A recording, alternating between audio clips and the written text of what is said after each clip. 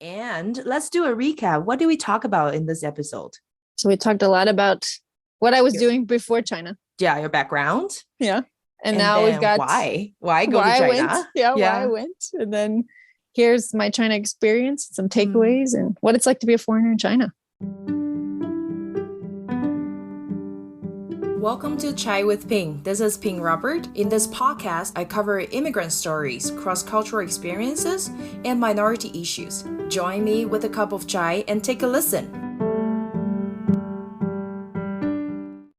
Record. You ready? Ready. All right. Welcome back to Chai with Ping. My name is Ping. Thank you so much for coming to my show or coming back to my show to listen for another episode. Before we start, I would like to invite you to rate me on Spotify because there is a feature that you can click that 5-star button and then give me a little support if you like my show. And I'm also available on Apple Podcasts, so give me some stars or a review as well that can show people what my content is about for listeners. And then you can also find me on social media, including Facebook or Instagram. And my email is also in the episode notes. So shoot me an email if you want, if you don't want to expose your identity or account. So enough of that.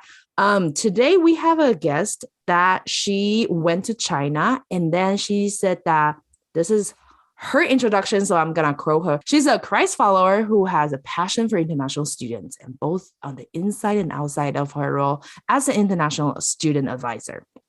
So here in the US, we call them DSO, I think, designated school official. And she's currently working at a community college outside of Chicago, Illinois. And she is very active and enjoys prayers, walks, and hammocking. I'm going to ask about hammocking in nature, what it means.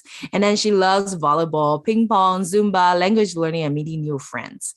And she was in China between 2015 and 2016 as a Fulbright US student scholar, where she spent so much time studying and lived experience of Chinese students planning to study in the US. So let's welcome Lindsey Hobson. Woo!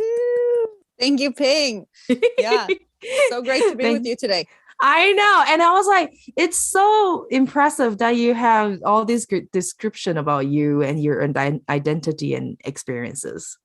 Yeah. And you picked up on the hammocking and you said, what is that? So yeah, what is hammocking? Oh, wait, hammocking is the bad thing, right? Yeah. Yeah. Oh, okay. Yeah. So do you bring your own and then do it in the nature? Mm-hmm. Yeah. So I have a hammock and then sometimes I'll bring an extra one for a friend, but you just can go anywhere where there's 2 trees. So it's great. And then I just spend time like soaking in the nature. There's actually a concept for it in Japanese and I can't pronounce it, but it's called forest bathing. You just spend time in the woods. So hammocking, it's a verb. You can hammock. Yeah, so I do that on the weekends. That. Yeah, we call it forest bath. 森林浴.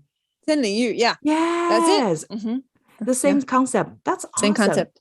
Yeah. Americans don't have it, so we call it hammocking because we don't have forest bathing, but you know. Okay. Yeah. And then for the listeners, you know that Lindsey has stayed in China for a year, and then so she also has a Chinese name. What is it? Lin Lulu. So Lin Lulu is my Chinese name. So Lulu is sometimes what my Chinese friends will call me, which I really enjoy. Yeah. Did you pick the name or someone give it to you? That's a good question. Actually, I grew up in Cleveland, Ohio, and my mom used to call me Lindsey Lulu. So she would spell Lu like L-O-U. That's like the classic English spelling of Lu. So when I got to my Chinese class, my teacher was like, oh, what name do you want? I'm like, well, you know, I go by Lulu, sometimes Lindsey Lulu. Mm-hmm. And I was able to like, with her, you know, kind of talk about what Lu could that possibly be. So we looked up some Lus and that's the Lulu that she gave me. And then Lin is for Lindsey. So it's kind of my first name, right? So Lindsey Lulu is Lin Lulu. Yeah. Yeah. And the Lu is, I think it's very elegant because it means a kind of jade. Mm-hmm. Yes. Like a gemstone, that kind of thing. So it's beautiful. Yeah. So, yeah. Thanks. So we're going to focus on this episode. We're going to do 2 episodes. So listeners, please stay tuned for the second episode when it comes out. I'll let you guys know on social media as well. But Before we start, we want to start with some of the learnings or experiences that Lindsey had in China. In the second episode, we will talk a little bit more about like cultural identities and how you shift back to the US and how it shapes your work experience here as a international student advisor. Mm-hmm. Are you ready to dive into the conversation? Yes, I am. Let's go. Yeah. So let's talk about a little background before you go into China. Because like you said that were you always in Chicago or you were in Ohio? Yeah. So I grew up in Cleveland, Ohio, went to college in Pennsylvania at Grove City College. And I did my undergraduate degree in marketing and actually did not have much international experience except for a summer missionary internship I did in the Dominican Republic. So I had one kind of 3-month experience living abroad before I moved back to Cleveland. And then when I was in Cleveland, I started working for Cleveland State University. And during that time, I was really interested in continuing to work with college students because I was an RA in undergrad. So I was a resident hall assistant and I loved it. And I wanted to keep working with students. So I was like, oh, what should I do? So I started doing admissions recruiting for Cleveland State University for the college in Cleveland. And then I also was helping out at our church. We had a group that was helping international students. And that's how I started to meet Chinese students. So around 2012, met some of the first Chinese students that became my friends. And I tried to connect with them. Really, Ping, this was a kind of like a instance of trying to connect. And I felt like, oh, I need to learn Chinese because these students and I could only have a certain level of depth with our conversation because they're at a community college. So a lot of them, first language, right, is Chinese. It's not English.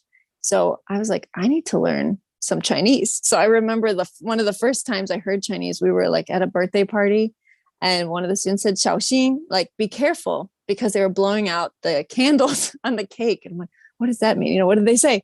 But be careful. So I remember some of these first words during that time working at Cleveland State. And I had another friend, she was a J1 visiting scholar. Her name was Wu Jing. And she was from, let me see, she lives right now in Kunming. So yeah, she was originally from Kunming. She went to Yunnan Daxue, so she was in Yunnan University, and she came over to do some work with our College of Urban Affairs at Cleveland State University where I worked. And so she taught me some very basic words because she made me food, of course. So tudo is one of my first words, potato. That's so cute. Yeah. So some of my first Chinese words. And then I found out because I was working at the university, they have a Mandarin program. So I was able to take Mandarin during my lunch hour. I was working full time as an admissions recruiter. So I was traveling to China to recruit students for our partnership program with the College of Urban Affairs. I was taking Chinese during lunch. And then at night, I was doing my master's classes. So I was doing my degree in education at the time. So I had a very packed schedule and I fit Chinese in during lunch. And thankfully, my school allowed me to take those like language classes and apply it towards my master's, which was really a gift in that season of life. So that's where my language learning began. It was with friendships and then having this availability to take classes during lunch. And it was free because I worked for the university. So I did 2 years of Mandarin. And then I said, you know what? I need to just go to China because there's no more language here. The program only had enough students to make it through 2 years. And then after that, there wasn't a continuing program. So I started applying to programs to go to China. Hey, that's really cool because I didn't know about you learned Mandarin before going to China because I thought, oh, well, Fulbright scholar. Yeah, sure. So usually people just dip into the culture and then start fresh. But then it sounds like your Mandarin is so much more sophisticated. And so when I was talking, it's like, there's no way that she can learn so much in 1 year, especially you're also working in some other projects as well. And then like, you decided to go to China, but how did you look into different programs? Because there are so many different ways going in. You can also work there. And did you finish your master's? Yeah, so I finished my master's in the US. So during that final year of my master's program, I was doing a certificate in TESOL, teaching English to speakers of other languages. So I thought about that. Like maybe I can go to China and teach English. But really, I wanted to learn Mandarin. So many of the programs I had applied to, they said, okay, you have to teach for a few years, then we'll help you do language training or study. But I was like, I just want to study Chinese. Like, that's my goal, is to be in China and to learn Chinese, not just to teach English. So I really had, I think maybe 4 programs I had applied to. And I applied to the Fulbright program, which is like very prestigious. And actually it was kind of on a whim because I already had my master's degree.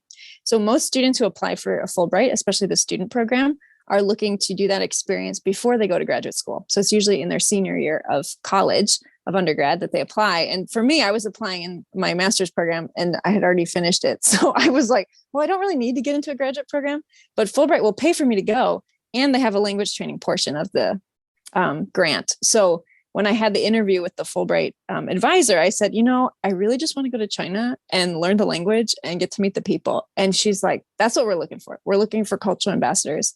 So I said, I don't need this prestigious award, but this is one way to go to China.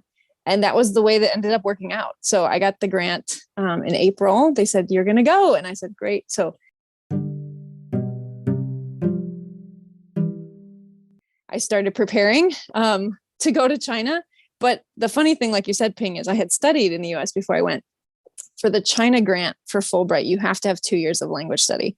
And so I had barely made that with my lunch classes because I had only finished level 1 actually in 2 years. I wasn't in level 2. So most students who started the Fulbright with me in the summer had already completed 2 full years, 2 language levels. And I was still only through level 1 because I had done it much slower. So it was kind of even a fluke that I got it because my proficiency was still so low. Going to China. And most of the students who ended up doing the language award ended up in Harbin. So they were up north and I was in Beijing. So I was the only Fulbright who was in the Beijing program. So I was kind of isolated actually in my language learning because I was so low. And I remember those first days. It was so hard. What happened? I want to hear. How hard was it? So I was 25 years old. Yeah. And I felt like a 3-month-old baby trying to communicate. And it was very humbling. Okay. Yeah. I was crying every day, like during class, after class, so frustrated with myself because I had this expectation, right? Yeah. That I'm an adult. I can talk to people. I just finished my master's degree, right? Mm-hmm. I'm a competent global citizen who can go and live in China, but I couldn't even communicate. So I wanted to eat an egg one day. Okay. And I only knew how to say the words for different types of meat. So I said, I want to eat the son of chicken meat. Okay. So in Chinese, 我想吃鸡肉的儿子. So did people just look at you? Yes, they did. And they're like, what is she saying? I'm like, no, this is Chinese. Like 鸡肉 is like chicken meat. Right. And then 儿子 is like son. So I'm trying to describe this thing, which is an egg. It's so basic, right? Basic vocabulary. But really struggling to communicate. And I would get so frustrated, like, why can't I just order an egg in the school cafeteria? I mean, like, that's how basic my Chinese was. Yeah. So it was so hard. And then we had a language pledge, Ping, so we weren't allowed to speak English. So this was part of the rule. We had Chinese roommates and we were with Americans, but we were not allowed to speak English with each other. So we would go to like meal times and just be like, 好吃吗? Like, how's the food taste? Is it good? And then we'd be like, 好吃? Yeah, like it's good. And that's it. We couldn't say anything else. And we're all like, wait, this kind of rule is set by Fulbright?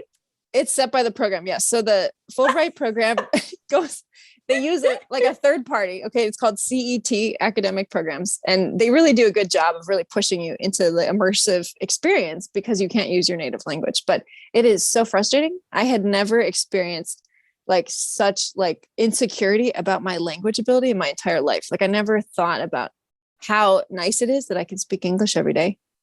I tell students now, I'm like, you wake up anytime you're speaking English fluently, you should be grateful because when you're not in an environment where you're speaking your native language, it is such a struggle. And so it's a very humbling experience to realize like, wow, I could have as much education in my native language and still not be able to communicate the food I want to eat today. Oh yeah. Wait. What happened to the son of the chicken? The son of the chicken meat. Did they look at you and then understood what you want, or they didn't? No, they didn't. So unfortunately, the cafeteria workers, didn't know what I was talking about, but I ended up pointing to the item. So another common tip you'll see is when, they say jiga, jiga, jiga, jiga, jiga, jiga, this, which is the word for this in Chinese, right? So I want to eat this or this or this, and then you point. That is the best way to survive as a foreigner. Oh no.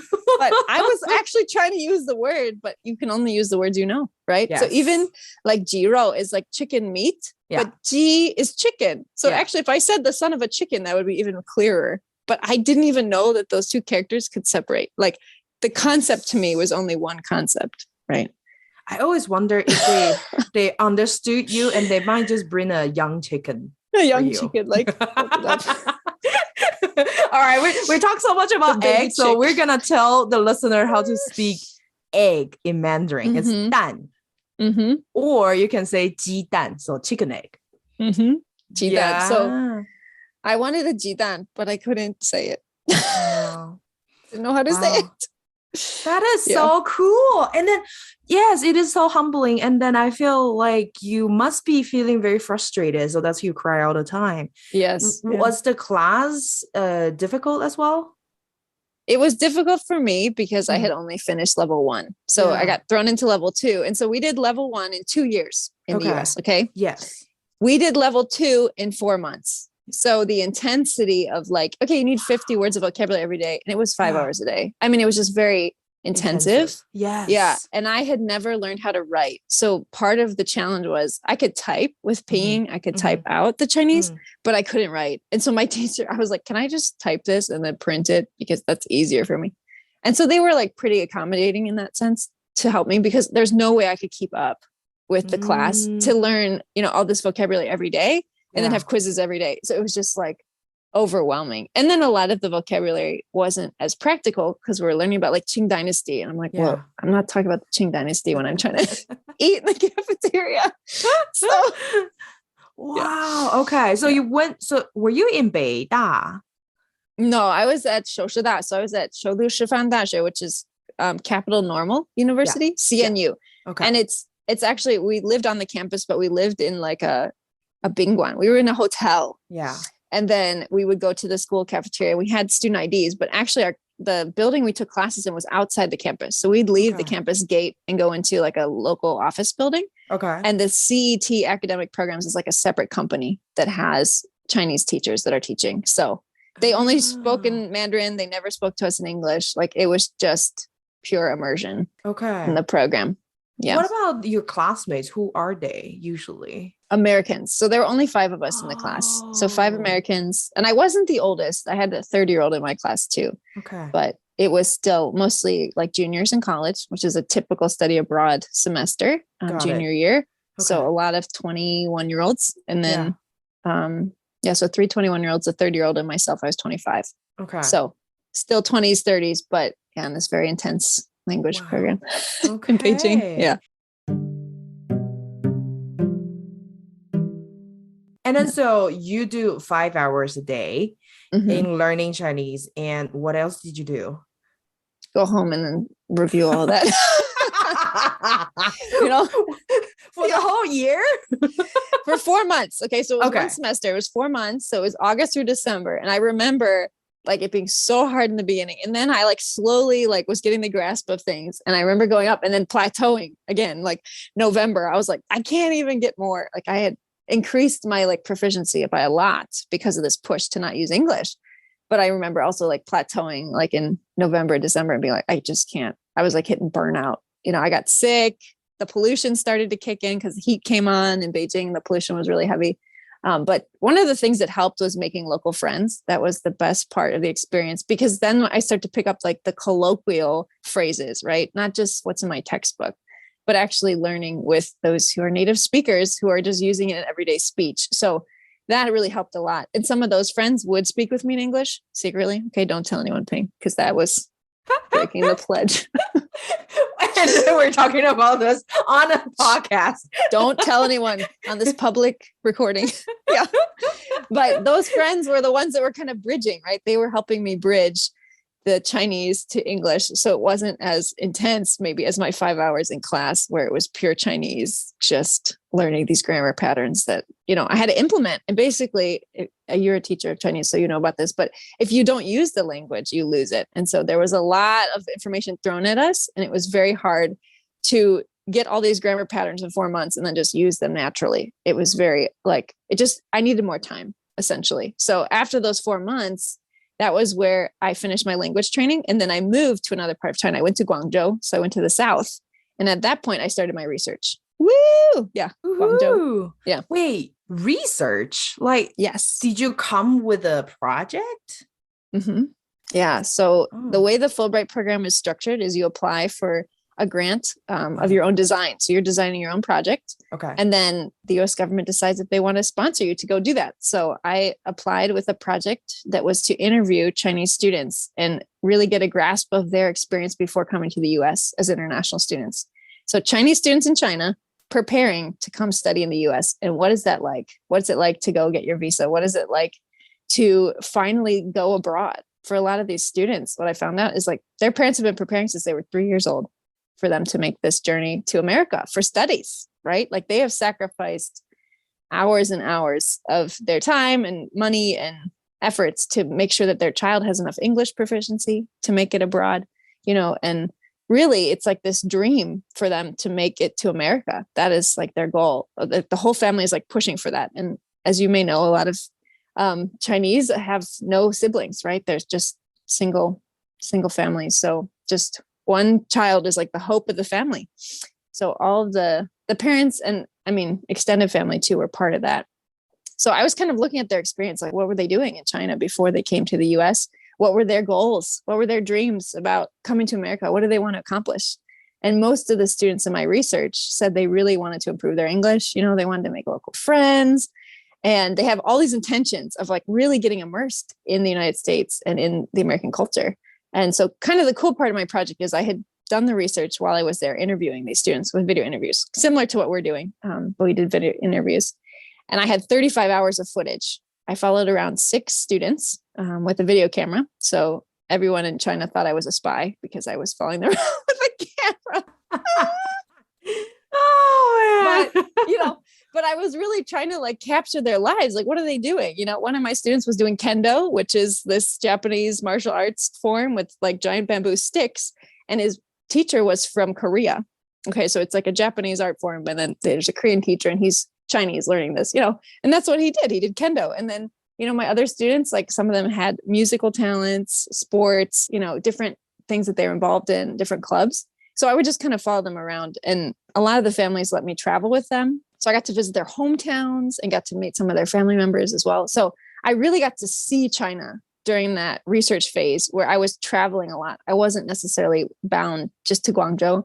I was going around to a lot of different cities. And part of that experience was also sharing with others who are interested in coming to America. So I went to the consulates and embassies throughout China. So Shanghai and like Beijing, Nanjing, I spoke in Nanjing. And then I went down, south a little bit more as well. So it was, I'm trying to think of like where else I went. I went to 29 cities, Ping. So I could like list all of them. wow. But that's a lot. Yeah. And then I know it's like for some local people, like for some Chinese, they have never been to 29 cities. So you probably have traveled more than them.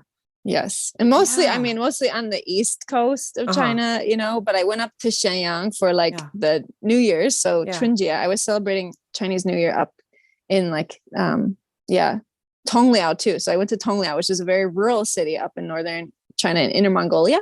So I got to experience that with my roommate from the language program. So I actually went back in February with her family and, it was like -10 degrees Fahrenheit, like freezing. But such a cool experience. I got to experience life in China. So it wasn't isolated to a college campus. It was a lot of really, seeing people. I went to 4 weddings when I was there. And I also got to meet friends who I had met at Cleveland State University, these visiting scholars. So my friend Wu Jing, I met her in Hangzhou because her son plays chess, like Chinese Go. And he was competing there. So we got to like overlap in Hangzhou and like meet up. And I got to see her and her son, which had been a couple of years since I'd seen them. So part of my going to China was reuniting with old friends. So it was really cool that the Fulbright allowed me to travel to give presentations about how to study in America. So I would like present to audiences of like, 50 to 100 people just about what you need to come and study in the United States. So part of it was me sharing, but the other part was gathering information about Chinese culture and language and the experience there. So it was really cool. Definitely. And then it's like you kind of really just immerse yourself in the culture and see different places and go into the family, which is like almost like behind these students and then see their background and all that. And then what did you find in your research? Did you have to write a report or like I don't know, you filmed, right? So did you Yeah, make I a filmed. movie Yeah, out of so it? I did. So that was like one of the biggest struggles of my project was like putting it all together because I had Mm, 35 hours of footage. And so I made 3 smaller videos. I was going to make like a whole hour long one, but I could not do it. I was yeah. like, just because I got back to the US and then I had to work. So it was hard to pull it all together. But 2 years later, 2018, I presented my research at the regional NAFSA conference. So I don't know if you've heard of NAFSA. Some of our listeners probably have, Mhm. but it's kind of like the professional organization for everyone who works in international education. Yeah. And I wanted to share these videos with people. So I invited back one of my students. So she was at Purdue University and she had been in the US now 2 years. So we kind of had all this video footage from 2 years prior. And I brought her back and also a professor who I had interviewed. Both of them were in Guangzhou at the time. So I had two years kind of gap with them. And we came back into this panel discussion about like, did you accomplish your goals? What was it like? You know, you talked about all this in your video. We showed her video. And then it was like, now where are you at? And so kind of like one of the takeaways was this big, I don't know, that there's a big push for Chinese students to like go out, learn English, you know, really experience American culture. But she said when she was at Purdue, she stayed with the Chinese students. You know, she really didn't get to immerse herself because there was so much in the community right there. Yeah. She didn't have to speak English. She could just hang out with Chinese friends and she could go to Chinese restaurants and KTV and all these places. They had them right there. So she was in her OPT year and she was just starting it. And she said like, you know, I'm doing my OPT, which is a 1-year work experience. And I speak more English than I did during those 2 years in the school because I have to be working with colleagues who don't speak Chinese. I'm the only Chinese. So she felt like her environment in the US didn't really help her to achieve those language learning goals or making local friends because she was like mostly with Chinese. So one of the things from my research, which I thought this is what I was going to find, is that people have the intention, you know, to immerse themselves, to really get involved and to grow in their language ability in their like host country. But a lot of times it doesn't happen. And so one of my challenges is to the entire international education community and the school community is to actually reach out to those students because it goes both ways. So if a student comes and I'm as an American not befriending them or reaching out to them, how are they ever going to start that friendship if they feel like they need to stay together? So my research is kind of telling in the fact that like, even with the best intentions, right? Even with the intention to learn English and the intention to make friends, it's still very easy for Chinese to kind of clump together and stay in their like cultural bubble and language bubble. And it makes sense too, because it's more, I don't know, I would say more communal than the US, you know? So I'm really interested in helping Americans understand Chinese students and helping Americans reach out so that there is that cross-cultural exchange. There is the friendship that's built because it can't just be one-sided. We can't put the burden only on the foreign students, only on the international students to make those connections. The Americans really need to. So my video footage was kind of like, here's a picture of what China's like. Here's where these students are coming from. Can we develop empathy? Can we develop understanding so that we can be more receptive and welcoming ourselves? Because as you know, Ping, as a native Chinese person, but this idea of hospitality is such a huge part of Chinese like culture. And I was so welcomed when I was in China. And in the United States, we really failed to do that. I feel like that's a huge area of growth for us, but especially at institutions where we have offices that are supposed to be helping students. How do we reach out to the Chinese? And the reason why I kind of did my project about Chinese international students is because that's the number one student population. Like more than 30% are coming from China, even now. So 2021, the Open Doors report just came out. The majority of students are still coming from China. So as Americans, like, how are we learning about China? How are we engaged in this cross-cultural exchange? You know, we have to do our part as well, not just receive them kind of and then let them go, you know? Definitely. I love what you said, because that's also part of my research right now on my dissertation. It's like to see how institutions and programs can support international students when we come here. And as an international student, I'm like looking at the policy, the program design and all that. So then I'm looking forward to like finish my research and share with you. I'm curious because you said that when the Chinese students come here and then they have this kind of different culture as well, then what do you see when foreigners go to China? What kind of culture? Do they clump together or they don't? They also clump together? Yeah, Ping, it's very human. So I think like even when I was there, right, I first got there, really struggling with basic communication. And then all the Americans who are like me were not allowed to use English. So then it was like, well, this isn't helping because we can't even communicate right in our native language, even though we would naturally gravitate and do that. So the language program intentionally like kind of split us from doing that by creating this language pledge. But I would say that most foreigners that are working in China still could work in China or even in Taiwan and still never learn the language because there is such a large expat community. Yeah. And if you're not like forced to or interested, I would say there's also like there has to be some intrinsic motivation of like, I want to learn. Yeah. Otherwise, learning doesn't happen because in China, especially like most signs have English or they have the pinging of what's being printed, especially in big cities. So anytime I was in Beijing or I was in Shanghai, it was very international. In fact, I saw a lot of other foreigners and expats living there. And a lot of them didn't speak Chinese. So I think it's definitely for anyone going abroad, it's like a commitment to that people group, to knowing them, to learning about them. And it is like it's humbling because it's like, yeah, you don't have the power in that type of environment, right? Because you can't function without, these tools of language and cultural understanding. So I think that it's a really good place to start, like with being curious, and being open. And, one of the things that like was a big culture shock for me was just like how things were there. Like I was looking for paper towels and I didn't think that I would miss paper towels. But in America, we have like a paper product for everything, and like in mainland China, you go to the bathroom, you have to bring tissues, right? Which you'd use normally to blow your nose as toilet paper, right? So the way paper products were used, like I spilled something in our room and my roommate handed me a roll of toilet paper to wipe it up. And I'm like, this stuff's so thin, like this isn't going to do it. I need a paper towel. I need something like thick. But like, there's just so many like little things like that I had no like idea that I would anticipate like missing paper towels, or I missed like American breakfast. I missed bacon. Like it was really hard to find bacon and eggs. Even though Chinese breakfast is really good, I missed American breakfast, like just bacon and eggs. Couldn't find it. I'm surprised. Wait, when you were in Beijing, you couldn't find bacon? There was a place that was near campus, so I did find one, but the bacon was not the same. It's not the same. It's it's something. It's localized. Wacky. And I had trouble with like a lot of the meat in China. Sometimes it's really processed. So like, unless I can see the bones in it, I don't need a lot of the meat. But most like Chinese, like homemade cooking, you can see the chicken, leg, bones, meat. Everything. The meat is there, right? But it's connected to a bone. But sometimes if you buy like processed meat, it's like bright pink and you're like, what is that? Sketchy. Yeah. Sketchy meat is what I would call it. Did you have to cook for yourself? No, I didn't. So a lot of times I would rely on oatmeal if I didn't have something, but the cafeteria food was so cheap. It was like $1, $2. Yeah. And I was living on campuses. So even when I was doing my research, I was living in like the PhD dorm.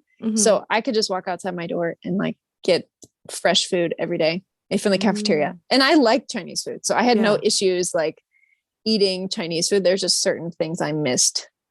Like I missed like whole wheat bread because a lot of the like Chinese breads, like mantou, it's just like white, steamed bread. It doesn't have a lot in it. So sometimes I would eat even a lot of rice and I feel like hungry and I'm like, I need something like more substantial, like 主食, like I don't know, something about my body was like responding to that. Like, hey, that is so cool. I've never heard people saying that, but I do know some Americans or Europeans, they do miss their bread. And for us, it's like we miss our noodles and rice. Yes. And then, we have this thing called Asian stomach, right? It's like, I want hot food. Yes. And outside of breakfast, things should be warm. And for you, it's the bread. Did you miss what else did you miss? Oh, this is so fun. Yeah. I think for me, like it was the bacon and eggs, the bread. That was a big one. And then I also was I remember I was living in Guangzhou and I was looking for baba ganoush, which is a Lebanese eggplant dish with a lot of garlic. Yeah. And thankfully, like in Guangzhou, there was still a lot of commerce, a lot of different people were there. So there was some type of baba ganoush, but it was like not Yemenese, it was like not Lebanese. And I was like, like we're close, but we're not there. And so there were certain foods that it was so easy to find in America because we're such a melting pot of like culture and food. I'm like, it's so easy for me to find even Chinese food in America, right? Yeah. But when I'm in China, I can't find Lebanese food. Like, because it's very mono-ethnic and like there's lots of Chinese food. There's like a huge diversity of Chinese food. Even like I was living in North and South, right? I got to see a huge palette of food options, but I missed baba ganoush. That was a big thing. I used to have one like 5 minutes from my house in Cleveland, like authentic baba ganoush, because there were Lebanese immigrants and they had a store right there. So just like I missed the diversity of food too. So there were times when I was looking for this Korean walnut cake that I tried in Korea. Yeah. Couldn't find that either. It's called hodogwaja. It's like a hetao bean. It's like a walnut with red bean. And it's like a pancake, but I couldn't find it. Same thing. I would go to the Korean section, even in Guangzhou, like where they had a lot of Korean immigrants, and nobody had it. So there were different things that I can find here in Chicago that I could not find living in even a big city in Asia, because it was just harder to find more variety of food. So it wasn't necessarily American food that I missed. Like I didn't miss hot dogs, or something like very typically American. It was things like that, like specific ethnic foods from other people groups that I could find in America. The access. Yeah. Got it. So I know that a lot of people, when they come, especially the Asians, when we come to the US, we feel a little inferior than the locals.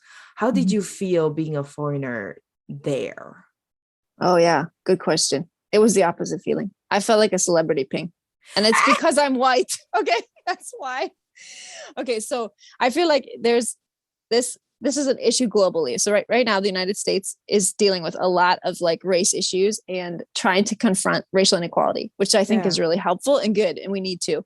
But it's global. So I lived in the Dominican Republic for a summer prior to moving to China. And when I was in the Dominican, I realized like what whiteness meant. And it was the first time like recognizing my race and like feeling it, because I was the minority when I was in the Dominican. And when I was in China, I was the minority again. But the thing was, whiteness was a good thing. It wasn't a bad thing. So when you're talking about this, inferiority versus superiority thing, people were like, oh, your skin's so beautiful. And like, let me just tell you the truth. I had like acne. Okay. There was like dodo everywhere, right? Like my skin was breaking out. The pollution was terrible in Beijing. And I'm like, guys, my skin is not clear. Like, this is not good skin.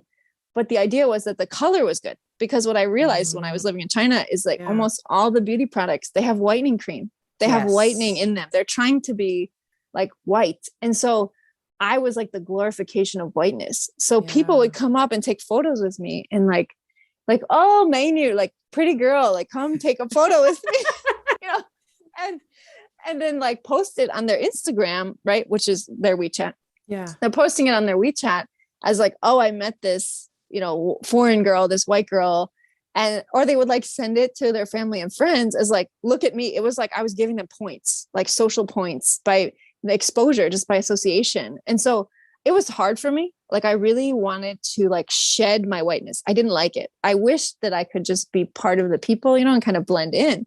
But I couldn't, because I was tall and white and blonde. Like, it was very obvious. And a lot of people thought I was Russian. They would mistake me for being Russian, because Russia is probably the only other people group that looks like us that's, close to China. So they would just guess I was Russian. So they never guessed that I was from America. And then, like, I remember when I was in Guangzhou, I saw a little boy, maybe 4 years old. And he's like, I saw you on TV. And I was like, it wasn't me. Okay. Like, that's so cute. He's like, I've seen you before on TV. And I'm like, no, but he had never seen a white person. He'd never seen a foreigner. Yeah. So his only exposure was the television. So he had seen a foreigner on TV, but he had never seen one in real life. And so his immediate reaction to me was like, oh, you're like this movie star. And I'm like, okay, I'm at that, whoever it wasn't me. Right. Yeah. But he's just an innocent child. He has never seen someone. And this is like kind of in a rural, I shouldn't say rural, but it was the outskirts of Guangzhou. It was like in the outer suburban area. So, and little kids, right? They probably haven't, but maybe his parents had been in a work environment where they had seen foreigners or something, but this child hadn't. So there were times like that where I'd get reactions of like surprise, or like there was one time a kid like screamed and cried when I got on the subway because he was like scared of me. So I was very tall, and so there were different reactions to me in China for sure, but it was never like a negative reaction. I probably only had that a couple times when I was up in like Inner Mongolia with like taxi drivers. But other than that, like talk about that. What happened? Yeah, there's some like, I feel like most people were very welcoming, but these taxi drivers were like, America, blah, blah, blah, blah, like a very, like nationalistic, like Chinese pride, like don't like America, and as like the competitor thing. Like, I feel like that you see that in the news a lot, like we're competing with China, US versus China. And I'm like, okay. But really that tension that's there, that they were feeling, and they're like, oh, Americans, like, you guys, there's like a little bit of a disgust there. And then of course, like and this is another big thing about being a foreigner, I always had taxi anxiety. That's what I call it. Taxi anxiety. Because anytime I would get into a taxi, you know, they would look at me as a foreigner and they'd be like, ka-ching, money right there. So they would charge me like way more than what the taxi ride cost. So in the beginning, I had some friends that would pick me up or whatever. And I felt very comfortable taking the subway, standard rate. But anytime it was like after hours, it'd be late at night, or I'd be getting into the airport at like 3 a.m. I'd have to take a taxi, and there's no other option. So you're kind of stuck. You have to take the taxi. And then immediately they see you as this foreign white person, and they're like, money. That's just what it translates to. So even if I was local living there and I can speak Chinese, they would still say, okay, it's like 200 kwai. And actually it was 60. And I knew the rate because I've taken, you know, from the airport to my location, I've taken a taxi before. So I would argue with them. But there were many times where I felt like they could just pull off on the side of the road and like murder me or rape me or something, like could happen. Like, it was very vulnerable. So I called it taxi anxiety because it was like, it was just me against this person, and I'm in their car.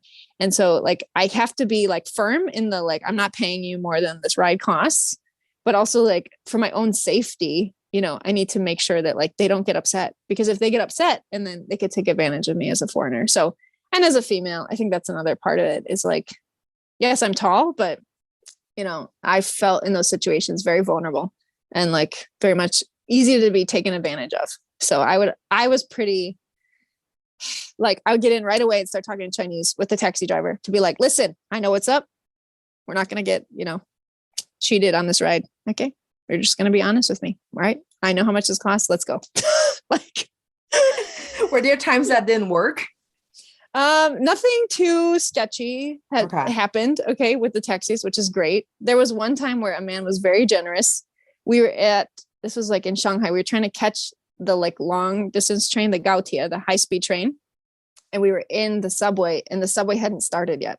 Okay. So the subway was like it was too early in the morning, and it was it was October 1st, which is like national holiday. So nobody was working. Nothing was open. There were no taxis on the road. So there was a local Chinese guy, and then me and my Japanese friend, who was also part of the study abroad program. We were like, we need to go to the high-speed train station. How are we going to get there? So he's like, okay, come with me. So we all went up to the top. We went to go hail a taxi. And again, like there were like no taxis around. We finally find one, and we're all panicked that we're going to miss our train. But we make it to the train station, and this Chinese man who we had met in the subway paid for the taxi. And we're like, oh, can we pay you? And he's like, no. And he just like ran away. So like, that's what I'm talking about, the hospitality. Like, we were able to all get together and take this taxi on this holiday where it was really hard to find a taxi. And he just totally paid for it. Like, such a gentleman, and like didn't have to, total stranger. So I experienced a lot of like hospitality and generosity from many Chinese. So the taxi situation makes sense because that's their job and they're trying to make money. Right. But in general, most of my experiences with Chinese were very generous, very hospitable, much more than like an American would do. So that's what I mean. Like, I can't even imagine like an American doing that for a foreign student when they arrive. Like, here, let me take the taxi with you and I'll pay for it. You know, like that. You just don't see that here, which is sad, really, Ping. I mean, like, that's the critique on our own culture here is like, do we do that? You know? And so we talk about like, how was I received? I was received with like welcome, 欢迎, you know, just very welcoming, very hospitable, and like appreciative of, just appreciated for just being white, which again, like I think is twisted and wrong, but there was much more of that acceptance. Love it. Love it. And I want to know if people are preparing themselves to go to China. I guess there are two kinds of tips that you can give. Like one is for language learning because it's a big part, and the other one is like general support or culturally working, studying, that kind of tips. That what would you say to them? Yeah, good question. I would say first you need to know why you're going. Like what is the main goal? For some people, I think there's people in China who are escaping from something in the US, just kind of like running away. Like, I just don't know what to do. So I'm going to go to China to teach English or something. So there's a few people I met who are kind of in that situation, like kind of lost. And as someone who loves to travel and wander and go around the world, like, I think it's better if you have like an intention rather than just I'm going to fill time. So if you're there to make money, maybe that's one of your goals or motivations. Maybe you're there to learn language, like you want to learn Mandarin while you're there. I would just say know why you're going and what you're trying to achieve when you're there. But I don't think it's wrong to go and just explore or even find out what your strengths are, what your insecurities are. And you won't know until you're placed in that environment, right? And then you're like, oh boy, English is such a huge part of my life, which I never realized, right? And so you can't use it. So, and I would also say the thing that helped me is I had Chinese friends. So when I arrived, I had aunts, uncles, friends of my friends from Beijing who were going to help me. So I had people texting me Lindsey, if you need something, let me know. So even though I came on a study abroad program and they had their own staff to help us, I had locals who knew me, and I had friends, parents in Beijing that were whatever you need, just call me, so having a connection on the ground before you get there is really important, regardless of if you're working or you're a student or whatever. But yeah, as an American right now, what Chinese can you meet and become friends with that have networks and connections in China? That's the best place to go, because obviously we are humans, we are communal, we want to connect. And that's really when it gets dangerous, is when you're alone, when you don't have someone to support you. And so it doesn't have to be an expat community. It can be a local community as well. So I would say network as much as you can before you leave, right? Before you get to China, have people on the ground who can help you, whether that's expats. When I moved to Guangzhou, I connected with someone who I'd never met. I met her on WeChat. She connected me with another American couple. They welcomed me day one, and I didn't even know them. And they celebrated my birthday and Christmas with me. They got me a gift. It was so sweet, and I had no idea that that was going to mean so much to me, but it really did, having an American couple already ready to receive me who I'd never met before, just through a friend of a friend, right? Those types of things mean the world when you're trying to make the adjustment to a new place, is to have local connections. So even my goal now is to help international students, right, to make those connections before they arrive, because then they're able to get connected very quickly. It makes the whole process so much easier, especially when you're settling in. So know why you're going, get connected with people before you go. And then there's lots, I'm willing to talk to anyone who wants to connect with me, is lots of resources to find work or to find teaching jobs or to find things. But I just think about different ways to go. I went as a student scholar. So I had a very free, open schedule because it was my own research that directed my time. But if you go to work, you're going to have to work. If you go to study, you're going to have to study. There's certain obligations that come with each of those roles. So what do you want your life to look like? Do you want to have freedom to do a lot of things, or are you going to get a job and have to be working, 50 hours a week, teaching, and then 50 means 70. So just knowing who you're going with too, right? I had teachers in those situations, be careful of who you teach with, because they might write under contract 50 hours, but it's actually 70, So knowing the organization. Yeah. Love it. Awesome. I forgot to ask one question. What is your biggest learning when you were in China? Biggest learning. I feel like it's more self-learning. I feel like it's self-discovery. I think the biggest learning, those things, it was about myself. I learned more about myself. Because when you're put in an environment that's different than your native one, you kind of break outside the comfort zone. And then you start to realize things about yourself. So I would say a lot of that, the language thing, I was telling you, I felt so insecure about not being able to speak the language in a way that I never would have felt had I not been in a foreign culture. So I don't think that was specific to China. But also just the welcome piece, I felt so welcomed and accepted. And that's also created more empathy in my heart and welcoming students. And I had done that for 3 years prior to going to China. I had been the one welcoming Chinese students. So in some ways it felt like now I'm being welcomed back in China. So it felt reciprocated, but at the same time, I think all Chinese are like that, even without the relationship that I had in the US. So it was very like eye-opening in the sense of like seeing how society could be with hospitality, like how we could be more hospitable. So I think for myself, that's something I'm always questioning, like how can I be more hospitable as a person? And yeah, I loved Chinese food when I was there. So like I now like eat more rice than I do bread, which is funny, you know.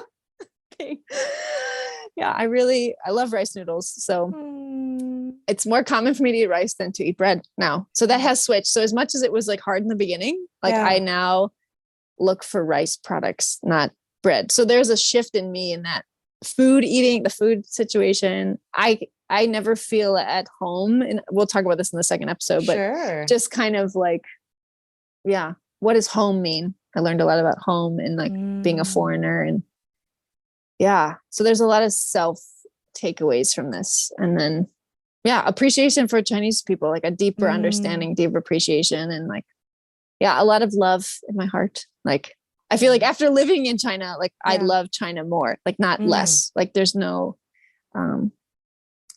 there's a deepening of that relationship rather than like a severing or something. So, yeah. Before we end, is there anything else you would like to add? I would just say that if you're thinking about going abroad, take the risk and do it, because you're going to learn a lot about yourself. You're going to grow so much as a person. And if you want to go to China or you want to connect and talk about it, I would be happy to connect. So I know my contact information in my LinkedIn is in the bio. So that's right. Yeah, please reach out. But I would say, yeah, like take the risk to challenge yourself and to grow and have fun. Always like say yes to things. This is some advice someone gave me. It's like, always say yes. Okay. When you're abroad and they're like, should we do this? And you're like, yes. So there was like a day and there was like a downpour of rain and we were going to this place, and most Chinese, if you are like familiar with like a lot of Chinese culture, like no one goes out when it rains because it's like bad for your health. But in America, we don't have that like concept. But in China, if it rains, like don't go outside. It's probably, you're going to get sick or something. So it was raining and everyone's like, don't go. And we're like, we're going. So my friends and I went out in this huge like downpour. We got totally soaked. I remember we bought like those really cheap umbrellas that you can buy for like 15 kwai. And it was like a rain adventure day. And we're like, we're still going. And we had a blast. And so I feel like there's times where you're like, you wouldn't necessarily do it, but you should in this case. So I would say like open yourself up to the new possibilities. So if someone invites you to do something that you would normally not do, say yes to the invitation to experience that, because you're going to see. And I mean, definitely adventure is a big word. I used to describe myself as an adventurer, but really to like open yourself up to these opportunities. Because if you say no to them, you're missing out on a lot of that experience, That's right. So, as you said, we will put your LinkedIn handle in the episode notes so listeners can get connected to you. Yeah. Thank you so much for coming to the show, Lindsey. Yeah. Thank you, Ping.